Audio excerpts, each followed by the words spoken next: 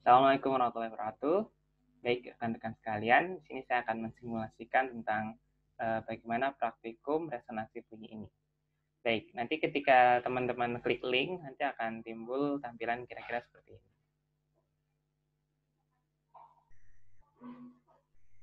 Oke, nah di sini ada 3 jenis gelombang yang bisa dipilih, yaitu gelombang air, gelombang suara, dan gelombang cahaya.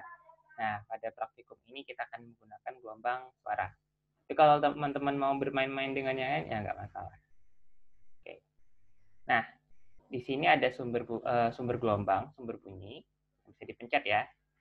Kemudian di sini ada frekuensi, yang ini bisa dipilih. Ini amplitudo. Amplitudo itu berkaitan dengan apa namanya? Kalau dalam konteksnya bunyi, berarti ada keras lemahnya suara. Semakin besar amplitudo, berarti semakin keras suaranya. Kemudian frekuensi, ya kalau suara ini akan berkaitan dengan nada. Oke. Nah, di sini nanti teman-teman akan mengukur nanti endingnya adalah menghitung cepat lambat bunyi. Berapa sih cepat lambat bunyi? Nah, gimana cara menghitungnya? Yaitu dengan mengalihkan dengan mencari berapa frekuensinya dan berapa panjang gelombangnya. Frekuensinya nanti akan divariasikan di sini, bisa diperbesar, bisa diperkecil. Nah, besarnya nanti akan dikasih tahu oleh asisten. Nah, yang teman-teman ukur adalah berapa sih panjang gelombangnya ini, panjang satu gelombangnya. Nah, gimana cara mengukurnya? Oke, kita bisa pause. Nah, kita bisa gunakan penggaris ini. Oke, nah ini kan sebenarnya gelombang longitudinal ya. Jadi bunyi itu adalah gelombang longitudinal. Dan ini agak sedikit sulit untuk mengukurnya dengan ini. Maka akan lebih mudah kita gunakan grafik sehingga akan terlihat mode transversal. Nah, oke.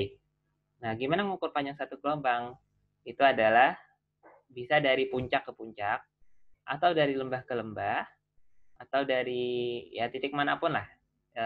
Yang penting, tapi paling gampangnya sih puncak ke puncak. Nah, jadi teman-teman bisa pilih, misalnya puncak pertama ya di sini, kemudian sampai ke sini. Nah, ini adalah panjang satu gelombang.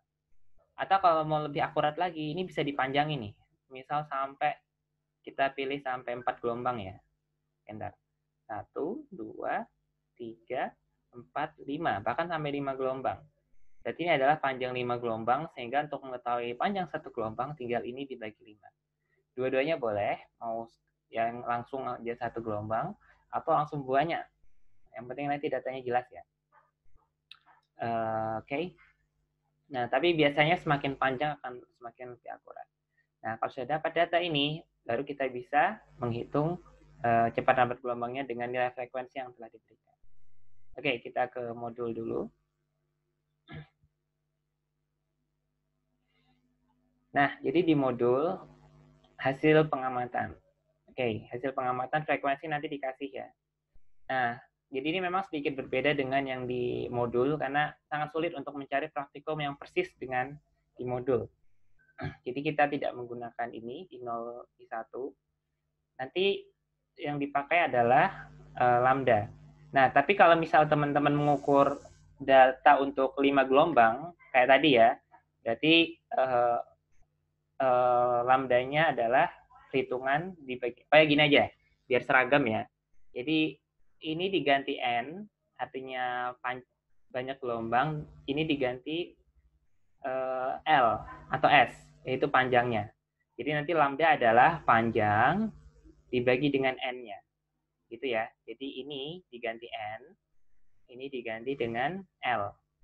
Lambda adalah L per S. Itu adalah lambdanya. Nanti kecepatannya langsung dikalikan antara frekuensi dengan lambdanya. Nah, nanti ketemu V. Nah, lakukan untuk 3 jenis frekuensi. Nah, nanti berapa yang dipilih akan detailnya akan dikasih tahu oleh asisten. Oke, semoga bermanfaat. Assalamualaikum warahmatullahi wabarakatuh.